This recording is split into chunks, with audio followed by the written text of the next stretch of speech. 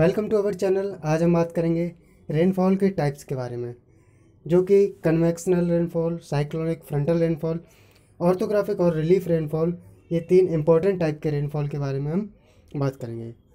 तो चलिए स्टार्ट करते हैं। Based on origin, based on the source of uplifting of air. Air जब भी अपलिफ्ट करती है तब हमारे एयर कूल होती है, एंड देन कूल होने के साथ साथ एयर ड्रॉप फॉर्म होती है, water drops, and then rainfall होती है। तो based on source of uplifting, किस वजह से इसका अपलिफ्ट हो रही है एयर की, उसके बेसिस पर तीन तरीके के रेनफॉल्स होती हैं। Like we have the convectional rainfall, cyclonic और फ्रंटल रेनफॉल, एंड ऑर्थोग्राफिक, जिसको कि रिलीफ रेनफॉल भी कहते हैं। तो पहला है हमारा convectional rainfall.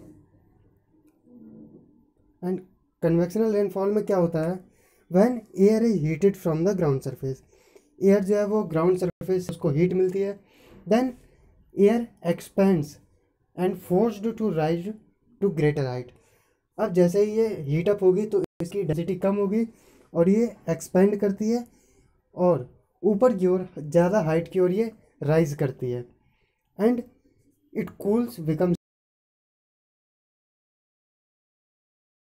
Due point temperature है वो ये अटेन कर लेगी, ये जो भी एयर हमारी राइज हो रही है। वही फर्दर कूलिंग, अब जब ये ड्यू पॉइंट टेम्परेचर अटेन कर लेगी, इसके बाद भी अगर कूलिंग होती है देन प्रेसिपिटेशन हो जाता है। प्रेसिपिटेशन मीन्स रेनफॉल स्टार्ट हो जाती है, जैसा कि इस डायग्राम में दिखाया गया है। फर्स्ट यहाँ पर क्या हो रहा है, ये सी है, यहाँ से इवेपोरेशन हो रहा है। Sun heats the land and the air which is above.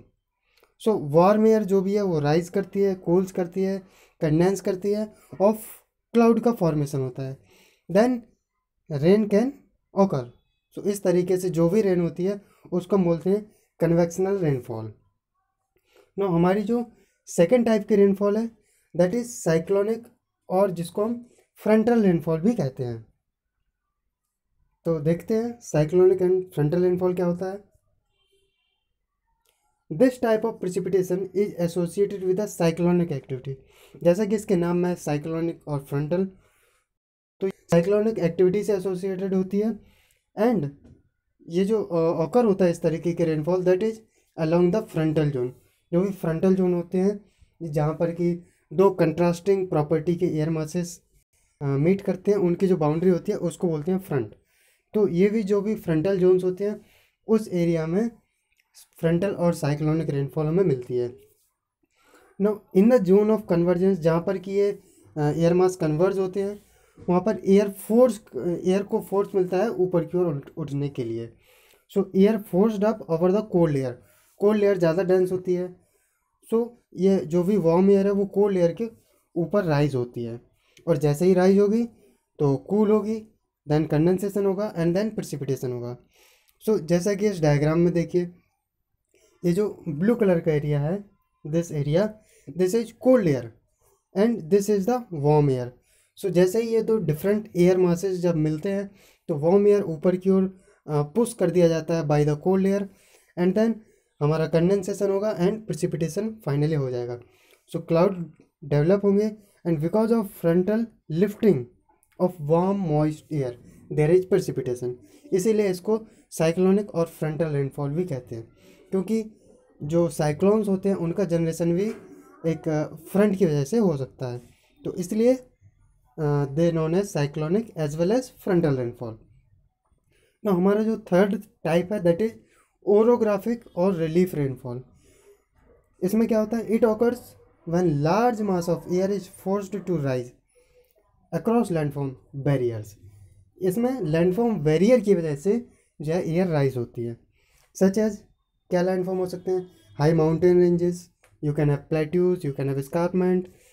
Then यहाँ पर दो साइड्स होती हैं, एक होता है विंडवर्ड साइड एंड एक होता है लीवर्ड साइड।